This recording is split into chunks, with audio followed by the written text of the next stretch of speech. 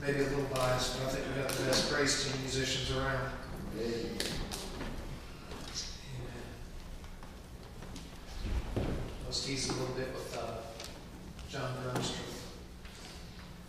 I always make comments about my notes. I'll do so again today. Usually I'll say I've got 7 or 8 pages of notes and tease you with how long it'll take. Today I've just got 1 page of notes. Church said amen. It's clapping, right? The only problem with that is it's on the computer and you can scroll over and over and over. You're saying it's like those scrolls where you said, I have a decree, 1 decree, to roll it out and it rolls down the street. So hopefully this won't take too long. But if it does or not, we're going to get the word out, right? To be faithful. Okay? So last week I told you we're going to be taking a new step. Again. Now, many of you may understand that. Many of you may be thinking, if it's a new step, how do you take it again? I'm not quite sure about how that's going to work out. But what we're going to do is we're going to look at a scripture in Hebrews 11 and verse 6. But before we go there, when he was 88, the Supreme Court Justice Oliver Wendell Holmes found himself on a train. The conductor called for tickets, but Justice Holmes couldn't find his ticket and seemed terribly upset. He searched his pockets and fumbled through his wallet, but without success. The conductor was sympathetic, however. Don't worry, Mr. Holmes, he said. The Pennsylvania Railroad will be happy to trust you. And when you reach your destination, I'm sure you'll find your ticket, and you can just mail it to us. The conductor's kindness did not put Holmes at ease, however. He said, my dear man, my problem is not where is my ticket, but rather where am I going? Unfortunately, too often we find ourselves in that same situation. We move forward through life unsure of how to respond to changes, to situations, to things that are going on in the world around us. The problem often is that we don't have a clear direction, we don't have a clear focus, we don't have a clear vision of where we're going. I might not be 88, but I can relate sometimes with the judge. Hebrews 11, verse 6. Without faith it's impossible to please God, because anyone who comes to him must believe that he exists and that he rewards those who earnestly seek after him. By faith Noah, when warned about things not yet seen, in holy fear built an ark to save his family. By his faith he condemned the world and became heir of the righteousness that comes by faith. Verse 8, by faith Abraham, when called to go to a place he would later receive as his inheritance, obeyed and went, even though he did not know where he was going. 9, by faith he made his home in the promised land like a stranger in a foreign country. He lived in tents, as did Isaac and Jacob, who were heirs with him of the same promise. And verse 10, for he was looking forward to the city with foundations, whose architect and builder is God. By faith. By faith. Sherlock Holmes and Watson one night were camping. In the middle of the night, Sherlock Holmes awoke and looked up at the stars. He asked, Watson, what do you see? Woken from his sleep, Watson looked up and said, stars. Yes, but what do these stars tell you? Watson said, well, cosmologically they tell me that we're part of a larger universe, that we're one of billions and billions of planets. Theologically, they tell me that we have a great God who made all of it. Meteorologically, they tell me that the sky is clear and we have good weather for tomorrow.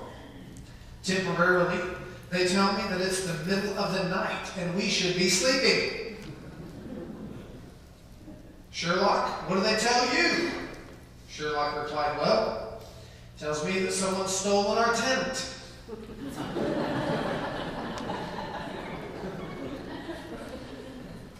You didn't laugh. Think about it for a minute. You'll get it. It'll come to you. So let me ask you this morning, what do you see? When you look up, when you look out, when you look into the future, what do you see? Maybe even as you think back over this past year, and you look at your own life and the directions of even this church.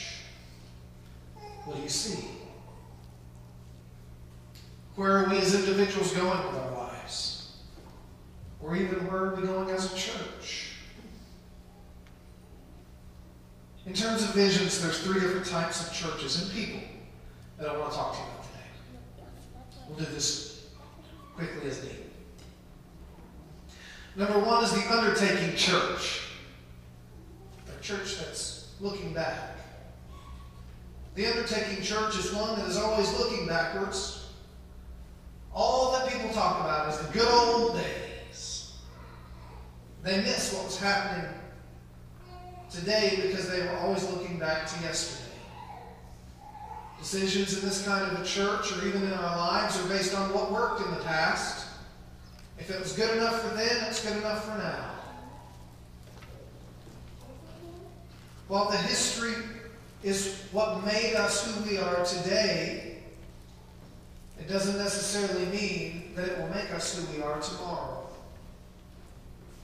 Psalm 137:1 says, "By the rivers of Babylon we sat and we wept when we remembered Zion.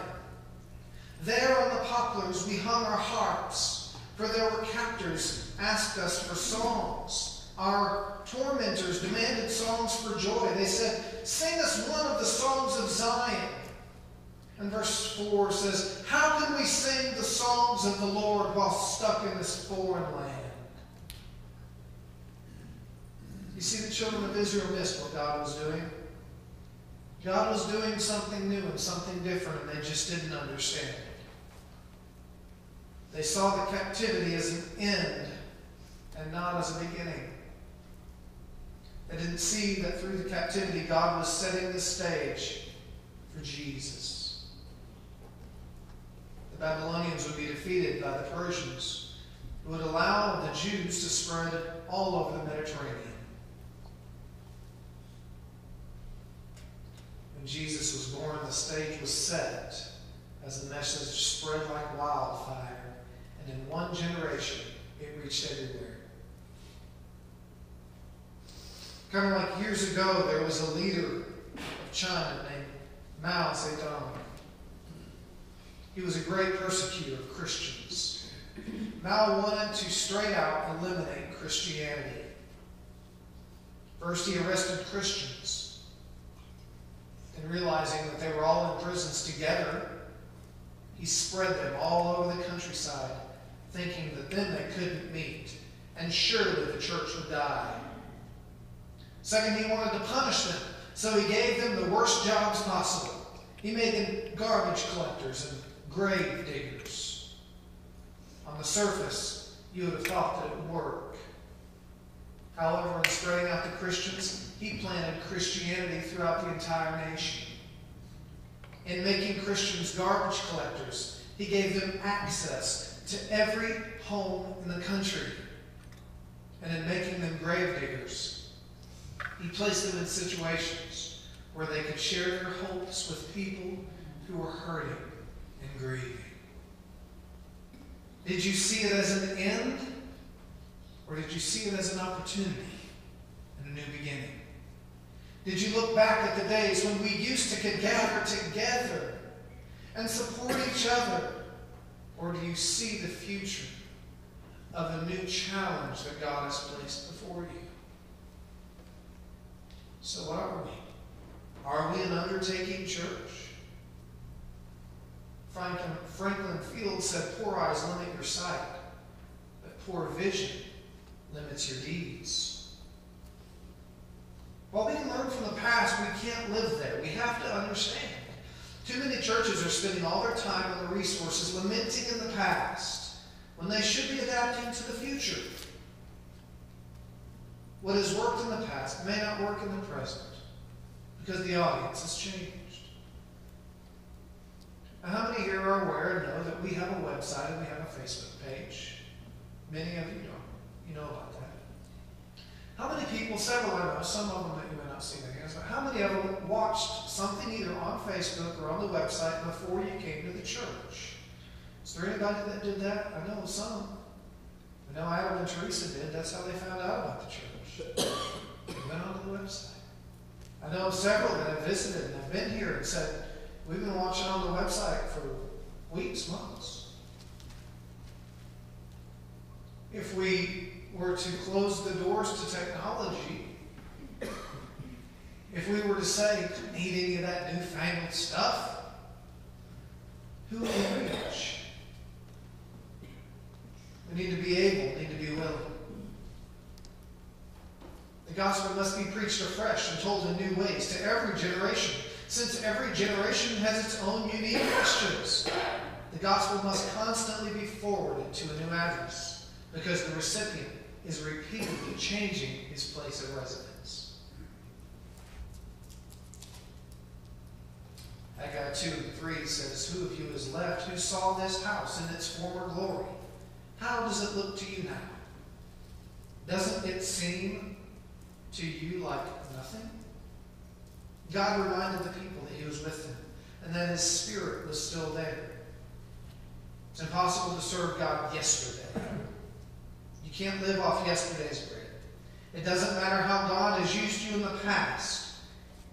It's how will he use you in the future. A person or a church that tries to walk looking backward is bound to fall. So we need to be careful not to be living in the past. I love the fact that when I bring my sins to the Father and I confess those sins to him, he forgets about them. Now, why would you want to go back to that past? God does not dwell in our past. He focuses on our future. The second church I want us to look at is the caretaking church. And if I'm honest with you, I would say that we would fit in this category more than any of the others.